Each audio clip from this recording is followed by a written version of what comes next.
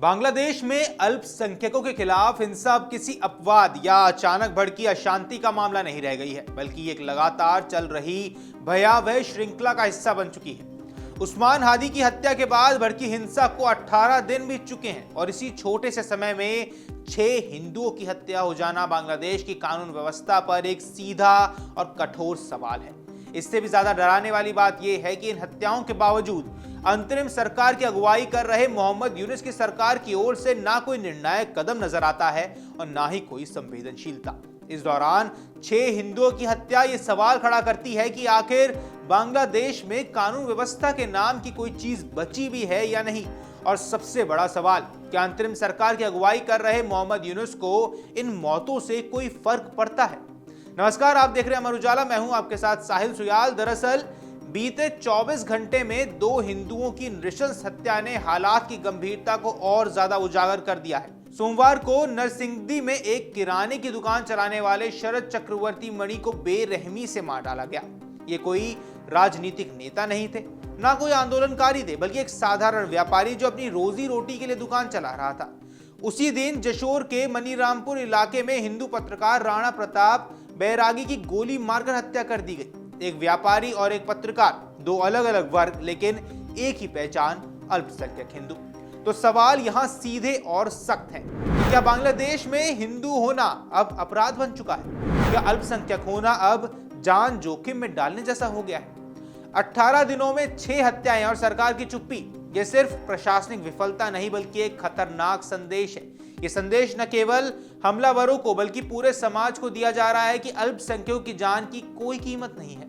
मोहम्मद यूनुस सरकार को बताना होगा कि आखिर इतनी हत्याओं के बाद भी उसकी प्रतिक्रिया इतनी ठंडी क्यों है। क्या सरकार को इन मौतों से कोई फर्क नहीं पड़ता या फिर वो जानबूझकर आंखें मूंद कर बैठी हुई है? सबसे गंभीर और शर्मनाक पहलू यह है कि एक पत्रकार की हत्या तक सरकार को झकझोर नहीं पाई है। राणा प्रताप बैरागी सिर्फ एक हिंदू नहीं थे, वे एक पत्रकार थे, लोकतंत्र का चौथा स्तंभ थे। तो यूनुस सरकार से सवाल है कि अगर पत्रकार सुरक्षित नहीं है तो आम नागरिकों की सुरक्षा की गारंटी कौन देगा? क्या सच लिखना और सच दिखाना अब बांग्लादेश में मौत को न्योता देने जैसा है? हर हत्या के बाद वही घिसा पीटा पैटर्न सामने आता है। जांच जारी है, दोषियों को बख्शा नहीं जाएगा, लेकिन जमीनी हकीकत यह है कि ना तो डर कम हो रहा है और ना ही हमले रुक रहे हैं। क्या किसी आरोपी की गिरफ्तारी हुई है या किसी फास्ट ट्रैक कोर्ट की घोषणा की गई या किसी वरिष्ठ अधिकारी या मंत्री ने पीड़ित परिवारों से मुलाकात की? इन सवालों के जवाब या तो नहीं है या फिर सरकार देने से बच रही है। मोहम्मद यूनुस सरकार अक्सर अंतर्राष्ट्रीय मंचों पर मानवाधिकार, लोकतंत्र और समावेशी समाज की बातें करती है, लेकिन जमीन पर तस्वीर बिल्कुल उलट नजर आती है। अगर सरकार वास्तव में लोकतांत्रिक मूल्यों में विश्वास रखती है तो फिर अल्पसंख्यकों की सुरक्षा उसका पहला दायित्व आखिर क्यों नहीं है? क्या ये अक्षमता है या फिर राजनीतिक इच्छा शक्ति की कमी है, या फिर इससे भी कई ज्यादा खतरनाक सवाल, क्या ये चुप्पी मिलीभगत का संकेत है? नरसिंहदी हो या जशोर, घटनाओं का तरीका लगभग एक जैसा है। पहले धमकियां, फिर हमला और आखिर में हत्या, इसके बाद सरकारी खामोशी। क्या ये सब अचानक हो रहा है या फिर प्रशासन ने हालात को पूरी तरह हाथ से निकलने दिया है? अगर सरकार चाहती तो क्या इतने कम समय में 6 लोगों की जान जाने से रोका नहीं जा सकता था? आज बांग्लादेश में अल्पसंख्यक समुदाय के भीतर डर गहराता जा रहा है। लोग लगातार सवाल पूछ रहे हैं, क्या हमें अपनी पहचान छिपाकर जीना होगा? क्या पूजा करना, दुकान चलाना या पत्रकारिता करना अब जोखिम भरा काम है? यूनुस सरकार को यह समझना होगा कि हर अनसुनी हत्या सरकार की नैतिक जिम्मेदारी बढ़ाती है। इतिहास उन शासकों को कभी माफ नहीं करता जो हिंसा के दौर में तटस्थ बने रहते हैं। आज जो चुप्पी है वही कल सरकार के खिलाफ सबसे बड़ा आरोप बनेगी। ऐसे में अब वक्त है मोहम्मद यूनुस सरकार खुलकर जवाब दे इन सवालों का। सवाल नंबर 1, 18 दिनों में 6 हत्याओं की जिम्मेदारी कौन लेगा?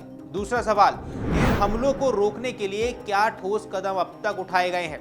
तीसरा सवाल, क्या अल्पसंख्यकों की सुरक्षा के लिए कोई विशेष योजना बनाई गई है और अगर नहीं तो क्यों नहीं?